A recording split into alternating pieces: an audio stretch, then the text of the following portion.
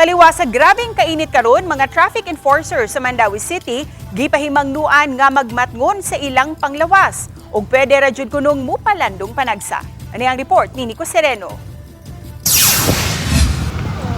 Wala magpaalang-alang, dakong beach umbrella gyud ang gamit ni usa ka babay nga naglakaw dapit sa Mandawi City Hall. Bintaha kuno aron masigurong mapalandungan gyud siya pag-ayo. Kaming payong sir, di madakay, ingit kistanan. Hininda ko sa kay pangwala, pang pamilya, pang sports park. Tungod sa panahon karon, gipahimangnuan ang mga nagtrabaho ilawom sa init sa adlaw. Sa Mandawi City Hall, Pananglit, naglakip ni ini ang mga traffic enforcers nga anaa na deploy sa kadalanan. Giawhag sila nga magmatngon sa ilang panglawas kanunay. Pwede raman sabgyud kuno nga mupalandong panagsa.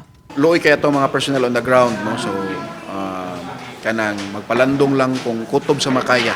Wala man sana namo sila gi-require gyud nga most of the time ang amo lang nga visible sila sa area but dili jud nga kinahanglan sila magbuwad gyud sa init. Sa pagkakaron, ang mga traffic enforcers sa Mandawi migamit sa ilang uniform nga ginama sa dry fit nga tela.